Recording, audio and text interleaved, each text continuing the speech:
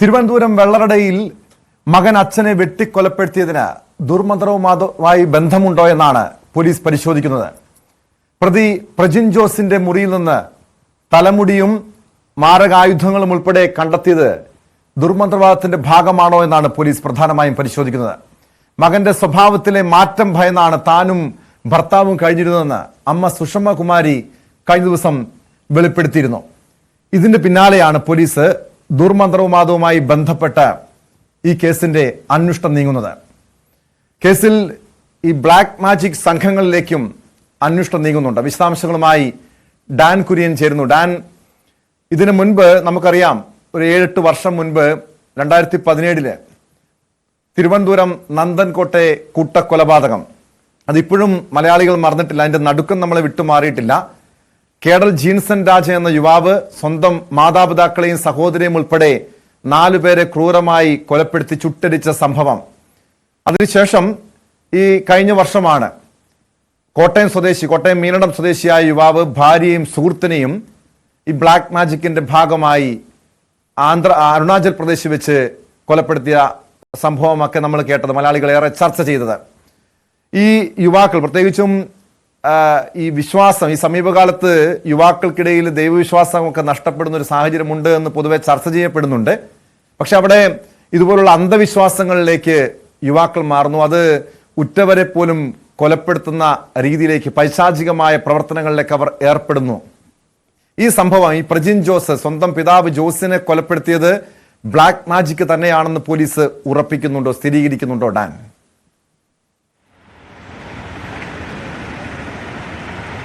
Black magic ആണ് ഈ പ്രജിൻ ജോസ് അച്ഛനെ കൊലപ്പെടുത്താനുണ്ടായ കാരണം ബ്ലാക്ക് മാജിക് ആണെന്ന് ഉറപ്പിക്കുന്ന തരത്തിലുള്ള കാര്യങ്ങൾ പോലീസിന് ഇതുവരെ ലഭിച്ചിട്ടില്ല. പക്ഷേ അത് തന്നെ ആകാമെന്ന് ഏറെക്കുറെ സംശയം ബലപ്പെടുത്തുന്ന തരത്തിലുള്ള സാഹചര്യമാണ് കഴിഞ്ഞ ദിവസം ഈ വെള്ളറടയിലുള്ള പ്രജിൻ ജോസിൻ്റെ വീട്ടിൽ പരിശോധന നടത്തിയ വെള്ളറട പോലീസ് സംഘത്തിന് കണ്ടെത്താൻ കഴിഞ്ഞത്. അതായത് ഈ വീട്ടിൽ 2ാം നിലയിലായിരുന്നു പ്രജിൻ ജോസ് കഴിഞ്ഞിരുന്നത്. ആ പ്രജിൻ ജോസിൻ്റെ മുറിയിലേക്ക് മാതാപിതാക്കളെന്നല്ല മറ്റാരെയും പ്രവേശിക്കാൻ ഇയാൾ അനുവദിച്ചിരുന്നില്ല. ചൈനയിലെ വുഹാനിൽ മെഡിക്കൽ പഠനവുമായി ബന്ധപ്പെട്ട് പഠനം തുടരുന്നതിനിടയിൽ കോവിഡ് മഹാമാരിയെ തുടർന്ന് പഠനം ഉപേക്ഷിച്ച് നാട്ടിലേക്ക് മടങ്ങി വന്ന സാഹചര്യത്തിലാണ് പ്രജിൻ ജോസിൻ്റെ സ്വഭാവത്തിൽ മാറ്റങ്ങൾ കണ്ടു തുടങ്ങിയത്. ഇവിടെ വന്നതിന് ശേഷം അന്തർമുഖനായ ഒരു രീതിയായിരുന്നു അദ്ദേഹത്തിൻ്റെത്. അതിനുശേഷം സിനിമ പഠിക്കണമെന്ന പേരിൽ കൊച്ചിയിലേക്ക് പോകുന്നു. അതിനുവേണ്ടി ഒരു വലിയ തുക കുടുംബാംഗങ്ങളിൽ നിന്ന് കൈപ്പറ്റുന്നു. ആ പണം നൽകി സിനിമ പഠിക്കാനായി ഏറെ പ്രതീക്ഷയോടെ പ്രജിനെ, ഏക മകനെ ജോസും ഭാര്യയും ചേർന്ന് എറണാകുളത്തേക്ക് പറഞ്ഞയക്കുന്നു. പക്ഷേ മടങ്ങി വന്ന പ്രജിൻ ജോസ് വളരെ അപരിചിതത്വം നിറഞ്ഞ, ദുരൂഹമായ, നിഗൂഢതകൾ നിറഞ്ഞ, വളരെ വിചിത്രമായ സ്വഭാവങ്ങളാണ് മാതാപിതാക്കൾക്ക് മുമ്പിൽ കാണിച്ചുകൊണ്ടിരുന്നത്. ഏതെങ്കിലും ഒരു പ്രവൃത്തിയെ ചോദ്യം ചെയ്യാൻ ശ്രമിച്ചാൽ അമ്മയെ അച്ഛൻ്റെ മുമ്പിലിട്ട് ക്രൂരമായി മർദ്ദിക്കുന്ന സാഹചര്യം. ഈ കാര്യം പുറത്താരോടെങ്കിലും പറയാൻ ശ്രമിച്ചാൽ അച്ഛൻ ജോസിന് നേരെയും മർദ്ദനം എടുക്കുന്ന സാഹചര്യം.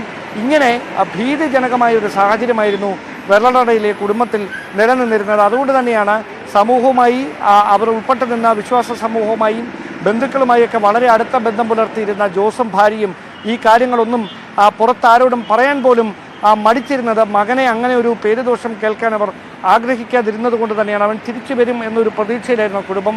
അതിനിടയിലാണ് കഴിഞ്ഞ ആഴ്ചയിൽ തൻ്റെ സ്വൈര്യ ജീവിതത്തിന് തടസ്സം നിൽക്കുകയാണ് പിതാവെന്ന് പറഞ്ഞ് അതിക്രൂരമായി ഈ പിതാവ് ജോസിനെ, 70കാരനായ ജോസിനെ വെട്ടിക്കൊലപ്പെടുത്തുന്ന തരത്തിലേക്ക് ഈ പ്രജിൻ ജോസിൻ്റെ പ്രവൃത്തികൾ നീങ്ങിയത്. ഈ സംഭവം ഉണ്ടാകുന്നതിന് 2 ദിവസം മുമ്പ് പ്രജിൻ തൻ്റെ സ്മാർട്ട് ഫോൺ കുടുംബാംഗങ്ങൾക്ക് കൈമാറിയിരുന്നു. ഇനി അത് തനിക്ക് ആവശ്യമില്ല എന്ന് പറഞ്ഞാണ് ഈ ഫോൺ കൈമാറിയത്. ആ ഫോൺ ഫോർമാറ്റ് ചെയ്ത നിലയിലായിരുന്നു മാതാപിതാക്കളുടെ കൈവശം ഇയാൾ നൽകിയത്. ഇതിനോട് ചേർന്ന് 2 ദിവസം മുമ്പ്, അതായത് ഈ കൊലപാതകം നടക്കുന്നതിന് 2 ദിവസം മുമ്പ് പ്രജിൻ തൻ്റെ ശരീരത്തിലെ മുഴുവൻ രോമങ്ങളും, തലമുടി മുതൽ താഴെ വരെ രോമങ്ങൾ മുഴുവൻ വടിച്ച് അത് മുഴുവൻ മുറിക്കുള്ളിൽ കൂട്ടിയിട്ടിക്കുന്ന നിലയിലായിരുന്നു കണ്ടെത്തിയത്. പിന്നീട് സംശയം തോന്നിയ അമ്മ തന്നെയാണ് ഈ കൊലപാതകത്തിന് ശേഷം അന്വേഷണ സംഘത്തോട് എൻ്റെ മുറി വിശദമായി പരിശോധിക്കണമെന്ന് ആവശ്യപ്പെടുന്നത്. അങ്ങനെ മുറി പരിശോധിക്കുന്നതിനിടയിലാണ് ഞെട്ടിപ്പിക്കുന്ന കാഴ്ചകൾ മുറിക്കുള്ളിൽ നിന്ന് അന്വേഷണ സംഘം കണ്ടെത്തുന്നത്. അതായത് മുറിയുടെ ഒരു വശത്ത് ബാർബർ ഷോപ്പിൻ്റെതിന് സമാനമായ തരത്തിൽ മുടി കൂട്ടിയിട്ടിരിക്കുന്നു, മറ്റൊരു വശത്ത് മണ്ണുകൊണ്ടുള്ള ബിംബങ്ങൾ, അതോടൊപ്പം അങ്ങനെ കണ്ട് പരിചയമില്ലാത്ത തരത്തിലുള്ള ചില സർജിക്കൽ ബ്ലേഡിന് സമാനമായിട്ടുള്ള തരത്തിൽ ചില ആയുധങ്ങൾ, അതോടൊപ്പം കയറുകൊണ്ട് വരിഞ്ഞു മുറുക്കിയ നിലത്തിൽ ഒരു പ്രത്യേക രൂപം, ഇങ്ങനെ ചില വസ്തുക്കൾ, സംശയം ജനിപ്പിക്കുന്ന തരത്തിലുള്ള ചില വസ്തുക്കളാണ്, ബിംബങ്ങളാണ് ഈ മുറിക്കുള്ളിൽ നിന്ന് കണ്ടെത്തിയത്. അതുമായി ബന്ധപ്പെട്ട പ്രാഥമിക പരിശോധന നടത്തിയ പോലീസ് സംഘത്തിന് ഇത് ബ്ലാക്ക് മാജിക്കിന്റെ ഭാഗമായി നടത്തിയ നീക്കങ്ങളാണോ എന്ന സംശയം ബലപ്പെടുത്തുന്ന തരത്തിലുള്ള കാര്യങ്ങൾ പിന്നീട് ഈ മുറിക്കലിൽ നടത്തിയ പരിശോധനയിൽ കണ്ടെത്തുകയായിരുന്നു. അങ്ങനെയാണ് അമ്മയുടെ കൈവശം ഏൽപ്പിച്ച ഈ സ്മാർട്ട് ഫോൺ വിശദമായ പരിശോധനയ്ക്ക് വേണ്ടി പോലീസ് സംഘം കൈപ്പറ്റിയിരിക്കുന്നത്. ഈ ഫോൺ ഫോറൻസിക് പരിശോധനയ്ക്ക് അയച്ച് ഇതിലെ വിവരങ്ങൾ റിട്രീവ് ചെയ്യുമ്പോൾ എന്താണ് യഥാർത്ഥത്തിൽ സംഭവിച്ചത് എന്നതിനെക്കുറിച്ച് ഏകദേശ ചിത്രം വ്യക്തമാകുമെന്നൊരു പ്രതീക്ഷയിലാണ് പോലീസ് സംഘമുള്ളത്. അതോടൊപ്പം അവരെ സംശയിപ്പിക്കുന്ന പ്രധാനപ്പെട്ട ഒരു കാര്യം, ഈ വീട്ടിൽ നിന്ന് രാത്രികാലങ്ങളിൽ ആരോടും ഒന്നും പറയാതെ പ്രജിൻ ജോസ് പുറത്തേക്ക് പോകുമായിരുന്നു. വളരെ വൈകിയായിരുന്നു തിരികെ വീട്ടിലേക്ക് വരുന്നത്. ആരെ കാണാനാണ് പോകുന്നതെന്നോ എവിടേക്കാണോ പോകുന്നതെന്നോ എന്നുള്ള കാര്യത്തിലൊന്നും വ്യക്തമായ ഒരു മറുപടിയും കുടുംബാംഗങ്ങൾക്ക് കൈമാറിയിരുന്നില്ല. അത് സംബന്ധിച്ച് ഏതെങ്കിലും കാര്യങ്ങൾ ചോദിക്കാൻ ശ്രമിച്ചാൽ പല ദുരൂഹതകളുള്ളത്. കാരണം ഇതൊരു ആസൂത്രിതമായ കൊലപാതകമാണോ അതല്ലെങ്കിൽ ആരുടെങ്കിലും നിർദ്ദേശപ്രകാരം നടത്തിയ കൊലപാതകമാണോ എന്നത് പരിശോധിക്കേണ്ടതല്ലേ? മാത്രമല്ല, ഈ സാത്താൻ സേവ പോലുള്ള ആഭിചാര കർമ്മങ്ങളിൽ മകൻ ഈ പ്രജിൻ ജോസ് ഏർപ്പെട്ടിരുന്നുവെന്ന് അമ്മ തന്നെയാണ്, കുടുംബാംഗങ്ങൾ തന്നെയാണ് സംശയിക്കുന്നത്. അതിൽ ഈ ഞാൻ നേരത്തെ സൂചിപ്പിച്ചതുപോലെ ഈ പ്രജിന്റെ മുറിയിൽ നിന്ന് കണ്ടെടുത്ത ഈ മുടിയും ആയുധങ്ങളുമൊക്കെ ഇക്കാര്യങ്ങളിലേക്ക് വിരൽ ചൂണ്ടുന്നതാണ്. അങ്ങനെയെങ്കിൽ ഈ തിരുവനന്തപുരം കേന്ദ്രീകരിച്ച് ഈ സാത്താൻ സേവ ഒരു സംഘം പ്രവർത്തിക്കുന്നുണ്ടോ എന്ന് സംശയിക്കണം. അവരിലേക്ക് അന്വേഷണം നീങ്ങുന്നുണ്ടോ ഡാൻ?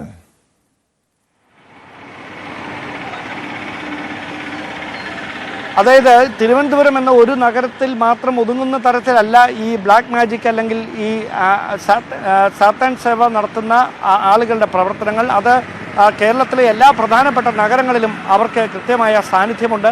അതോടൊപ്പം സമൂഹത്തിലെ മുഖ്യധാരയിലുള്ള ഒരുപാട് ഉദ്യോഗസ്ഥ പ്രമുഖർ അടക്കം ഇങ്ങനെയുള്ള ബ്ലാക്ക് മാജിക്കിന്റെ ഭാഗമാകുന്നുണ്ട് എന്ന തരത്തിലുള്ള ഞെട്ടിപ്പിക്കുന്ന വിവരങ്ങളൊക്കെ നേരത്തെ തന്നെ പുറത്തു വന്നിട്ടുള്ളതുമാണ്. പക്ഷേ ഒരുപക്ഷെ അവരുടെ ഉന്നത ബന്ധങ്ങൾ കൊണ്ടോ അല്ലെങ്കിൽ മറ്റെന്തെങ്കിലുമൊക്കെ കാരണങ്ങൾ കൊണ്ടോ അങ്ങനെയുള്ള സംഘങ്ങളെ അമർച്ച ചെയ്യാൻ പോലീസിന് പൂർണ്ണമായി കഴിയാതിരിക്കുന്ന ഒരു പശ്ചാത്തലമുണ്ട്. അതാണ് തുടർച്ചയായി ഇങ്ങനെയുള്ള സംഭവങ്ങൾ കേരളത്തിൽ ആവർത്തിക്കപ്പെടുന്ന തരത്തിലേക്ക് കാര്യങ്ങൾ എത്തിച്ചിരിക്കുന്നത്. ഈ പ്രത്യേക സംഭവത്തിൽ ഈ പ്രജിൻ ജോസിന്റെ സുഹൃത്തുക്കൾ ആരാണ്, പ്രജിൻ ജോസ് എല്ലാ ദിവസവും കണ്ടിരുന്നത് ആരെയാണ്, ആരുമായിട്ടാണ് സമയം ചെലവഴിച്ചിരുന്നത്, ഇതടക്കമുള്ള കാര്യങ്ങളിൽ വ്യക്തത കൈവരേണ്ടതുണ്ട്. അതോടൊപ്പം ഈ പ്രജിൻ ജോസിന്റെ അച്ഛന്റെ സംസ്കാര ചടങ്ങിനിടയിൽ അവിടേക്ക് ദുരൂഹമായി എത്തിയ ഒരു വ്യക്തിയെ കേന്ദ്രീകരിച്ചുകൂടി അന്വേഷണം നടക്കുന്നുണ്ട്. ഇവർ സ്ത്രീയാണ് എന്നാണ് പോലീസിന് ലഭിച്ചിരിക്കുന്ന വിവരം. കറുത്ത വസ്ത്രങ്ങൾ അണിഞ്ഞ് മുൻപ് ഒരു പരിചയവുമില്ലാതെ ഈ കുടുംബവുമായി ഒരു ബന്ധവുമില്ലാത്ത ഒരു സ്ത്രീ സംശയാസ്പദമായ തരത്തിൽ ആ വെള്ളറടയിലെ സംസ്കാര ചടങ്ങുകളിൽ പങ്കെടുത്തുവെന്നാണ് അന്വേഷണ സംഘത്തിന് കുടുംബാംഗങ്ങൾ നൽകിയിരിക്കുന്ന മൊഴി എന്നാണ് നമുക്ക് മനസ്സിലാക്കാൻ കഴിയുന്നത്. അങ്ങനെയാണെങ്കിൽ ആ സ്ത്രീ ആരാണ് എന്ന് കണ്ടെത്തുന്നതിന് വേണ്ടിയിട്ടുള്ള പരിശോധനകൾ കൂടി ഒരു വശത്ത് സമാന്തരമായി തന്നെ നടക്കുകയാണ്. ഈ പ്രജിന്റെ മാതാപിതാക്കൾ വലിയ തരത്തിൽ വിശ്വാസം കാത്തു സൂക്ഷിച്ചിരുന്നവരാണ്. അവരവരുടെ ഇടവകയുമായി അല്ലെങ്കിൽ സമുദായ സംവിധാനങ്ങളുമൊക്കെയായി വളരെ അടുത്ത ബന്ധം പുലർത്തിയിരുന്നവരാണ്. കുടുംബാംഗങ്ങളും അല്ലെങ്കിൽ ബന്ധുമിത്രാദികളും ആ സഭാ സമൂഹവും ഒക്കെ വ്യക്തമാക്കുന്നത് അതുതന്നെയാണ്. പക്ഷേ പ്രജിനുമായി ബന്ധപ്പെട്ട കൂടുതൽ കാര്യങ്ങൾ ആർക്കും അറിവുണ്ടായിരുന്നില്ല. പ്രജിൻ അങ്ങനെ ഒരു വിശ്വാസത്തിൻ്റെ ഭാഗവുമായിരുന്നില്ല. അതുകൊണ്ട് തന്നെയാണ് പ്രജിൻ അപ്രതീക്ഷിതമായി ഒരു അന്തർമുഖത്വം നിറഞ്ഞ സ്വഭാവം കാണിക്കുകയും പിന്നീട് ഇങ്ങനെ ഒരു അന്ധവിശ്വാസത്തിൻ്റെ ഭാഗമാകുകയും ബ്ലാക്ക് മാജിക്കിലൂടെ നിഷ്ഠൂരമായി പിതാവിനെ കൊല ചെയ്യാനുള്ള ഒരു തീരുമാനത്തിലേക്ക് എത്തിയതെന്നുമാണ് നിലവിലെ സംശയങ്ങൾ. മറ്റൊരു കാരണങ്ങളും ഇതുവരെ അന്വേഷണം നടത്തിയ പോലീസ് സംഘത്തിന് കണ്ടെത്താൻ കഴിഞ്ഞിട്ടില്ല. പക്ഷേ ഈ മുറിക്കുള്ളിൽ നിന്ന് കണ്ടെത്തിയ സംശയാസ്പദമായ നിലയിൽ കണ്ടെത്തിയ വസ്തുക്കളൊക്കെ വിശദമായ പരിശോധനയ്ക്ക് വിധേയമാണ്. അങ്ങനെയാണെങ്കിൽ ഡാൻ നേരത്തെ സൂചിപ്പിച്ചതുപോലെ ഈ ബ്ലാക്ക് മാജിക് സംഘത്തിന് ഇതിൽ ബന്ധമുണ്ടെങ്കിൽ അല്ലെങ്കിൽ ഈ കൊലപാതകത്തിന് പിന്നിൽ ബ്ലാക്ക് മാജിക് ആണെങ്കിൽ അത് കണ്ടെത്തുക പോലീസിനെ സംബന്ധിച്ച് എളുപ്പമുള്ള കാര്യമാണോ? നമ്മൾ നേരത്തെ സൂചിപ്പിച്ചതുപോലെ കേഡൽ ജീൻസൺ രാജയുടെയും കോട്ടയം മീനടം സ്വദേശി നവീൻ തോമസിന്റെയും ഒക്കെ കേസുകൾ പരിശോധിച്ചു കഴിഞ്ഞാലും അവിടെയും ആ രീതിയിലൊരു അന്വേഷണത്തിലേക്ക് എത്താൻ പോലീസിന് കഴിഞ്ഞിരുന്നില്ല. ഇതിന് പിന്നിൽ ബ്ലാക്ക് മാജിക് ആണ് അല്ലെങ്കിൽ ഈ ബ്ലാക്ക് മാജിക് സംഘങ്ങൾക്ക് ഇതിൽ ബന്ധമുണ്ട് എന്ന് സ്ഥിരീകരിക്കുന്ന കൃത്യമായ തെളിവുകൾ പോലീസിന് ലഭ്യമായിരുന്നില്ല. അതുകൊണ്ട് തന്നെ ഈ കേസിലും ഇതുപോലുള്ള പല വെല്ലുവിളികളും പോലീസിനെ സംബന്ധിച്ച് നേരിടേണ്ടി വരുമോ ഡാൻ?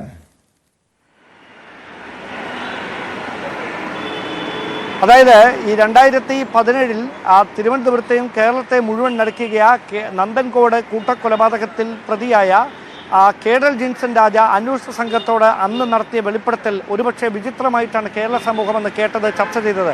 അതായത് ശരീരത്തിൽ നിന്ന് ആത്മാവ് വേർപെട്ടു പോകുന്ന ആസ്ട്രൽ പ്രൊജക്ഷൻ എന്ന ഒരു സംവിധാനം താൻ പരീക്ഷിച്ച് നോക്കിയതാണ് അച്ഛനെയും അമ്മയെയും സഹോദരിയെയും മുത്തശ്ശിയെയും കൊലപ്പെടുത്തിക്കൊണ്ടെന്നായിരുന്നു അന്വേഷണ സംഘത്തിന് മുമ്പിൽ ഈ കേണൽ ജിൻസൺ രാജ അന്ന് വെളിപ്പെടുത്തിയത്. അന്ന് അന്വേഷണം നടത്തിയ ഉദ്യോഗസ്ഥർക്ക് മുമ്പിൽ പരസ്പര വിരുദ്ധമായ മൊഴികൾ നൽകി അവരെ കബളിപ്പിക്കാനുള്ള ശ്രമം, അന്വേഷണം വഴിതിരിച്ചു വിടാനുള്ള ശ്രമം കേണൽ ജിൻസന്റെ ഭാഗത്തു നിന്നുണ്ടായി. പിന്നീട് ഇയാളുടെ മാനസിക നില തന്നെ തകരാറിലാണ് എന്നൊരു കണ്ടെത്തൽ പോലീസിന്റെ ഭാഗത്തു നിന്ന്, അന്വേഷണ സംഘത്തിന്റെ ഭാഗത്തു നിന്നുണ്ടായി. പിന്നീട് മാനസികാരോഗ്യ വിദഗ്ധരുടെ ചികിത്സ ഉറപ്പുവരുത്തി അവരുടെ സാന്നിധ്യത്തിലായിരുന്നു ചോദ്യം ചെയ്യലൊക്കെ നടന്നത്. പക്ഷേ പിന്നീട് ആ അന്വേഷണം എവിടേക്കും എത്തിയില്ല. കേണൽ ജിൻസൺ രാജ ഇപ്പോൾ ആ മാനസികമായ ബുദ്ധിമുട്ടുകൾ കാണിക്കുന്ന പശ്ചാത്തലത്തിൽ ചികിത്സ തേടുന്ന സാഹചര്യം അടക്കം നിലവിൽ ഇപ്പോഴുമുണ്ട്. അതിനപ്പുറത്തേക്ക് ഈ അന്വേഷണം ഏതെങ്കിലും തരത്തിലുള്ള ഈ ബ്ലാക്ക് മാജിക് ഉൾപ്പെടെയുള്ള സംവിധാനങ്ങൾ പ്രോത്സാഹിപ്പിക്കുന്നവരിലേക്ക് ദൗർഭാഗ്യവശാൽ അത് എത്തിച്ചേർന്നില്ല. സമാനമായ തരത്തിൽ മീനടുത്ത് നവീൻ തോമസിന്റെ ഭാര്യയും സുഹൃത്തുമടക്കം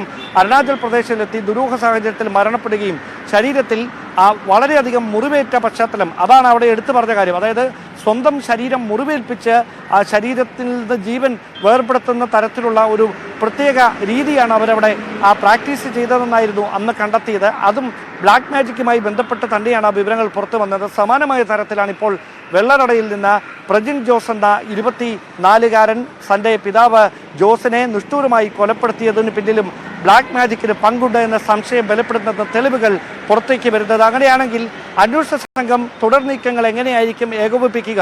അതിൽ ബ്ലാക്ക് മാജിക്കിന് പങ്കുണ്ട് എന്ന് ഉറപ്പുവരുത്തിയാൽ പിന്നീട് പ്രജിൻ ജോസിനെ വിശദമായി ചോദ്യം ചെയ്യുന്നതിലൂടെ തിരുവനന്തപുരത്തും അതോടൊപ്പം വെള്ളറടയിലും പ്രജിനെ ഇതിന് പ്രേരിപ്പിച്ചത് ആരൊക്കെയാണ്, ഇതുമായി ബന്ധപ്പെട്ട നിർദ്ദേശങ്ങൾ നൽകിയത് ആരൊക്കെയാണ്, എന്തായിരുന്നു ഇവരുടെ ഉദ്ദേശം എന്ന കാര്യങ്ങളിലേക്ക് ഒരു വ്യക്തത കൈവരുമെന്ന പ്രതീക്ഷയിലാണ് വെള്ളറട പോലീസ് ഇതുമായി ബന്ധപ്പെട്ട അന്വേഷണം തുടരുന്നത്.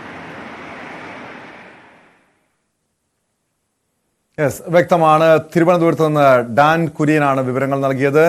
പ്രജിൻ ജോസ് സ്വന്തം പിതാവ് ജോസിനെ കൊലപ്പെടുത്തിയത് ബ്ലാക്ക് മാജിക് ആണ് എന്ന സംശയത്തിന്റെ അടിസ്ഥാനത്തിലാണ് പോലീസിന്റെ അന്വേഷണം നീങ്ങുന്നത്. കാരണം ഇയാളുടെ മുറിയിൽ നിന്ന്, പ്രജിന്റെ മുറിയിൽ നിന്ന് കണ്ടെടുത്ത മാരകായുധങ്ങളും മുടിയും ഉൾപ്പെടെ ചില ബിംബങ്ങളും ഉൾപ്പെടെ ഇതിലേക്ക് തന്നെയാണ് വിരൽ ചൂണ്ടുന്നത്. പക്ഷേ പോലീസിനെ സംബന്ധിച്ച് വലിയ വെല്ലുവിളി നിറഞ്ഞ കേസാണ്.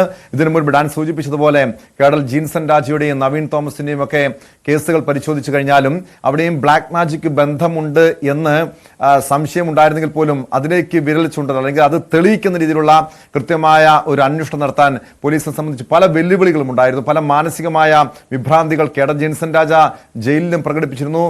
നവീൻ തോമസ് ഈ ബ്ലാക്ക് മാജിക്കിനെ തുടർന്ന് ഭാര്യയെയും സുഹൃത്തിനെയും കൊലപ്പെടുത്തി നവീൻ തോമസ് ആത്മഹത്യ ചെയ്യുന്ന സാഹചര്യമുണ്ട്. അതുകൊണ്ട് തന്നെ ആ കേസിന്റെ അന്വേഷണവും പോലീസിനെ സംബന്ധിച്ച് വലിയ കീറാമുട്ടിയായിരുന്നു. പക്ഷേ ഇവിടെയും പ്രജിൻ ജോസ് ഈ ബ്ലാക്ക് മാജിക്കിന്റെ അടിമയാണോ, ഈ സംഘത്തിൽപ്പെട്ട ആളാണോ, ഇത് കണ്ടെത്തി കഴിഞ്ഞാൽ ഈ കേസിന്റെ ചുരുളഴിക്കാൻ പോലീസിന് കഴിയും.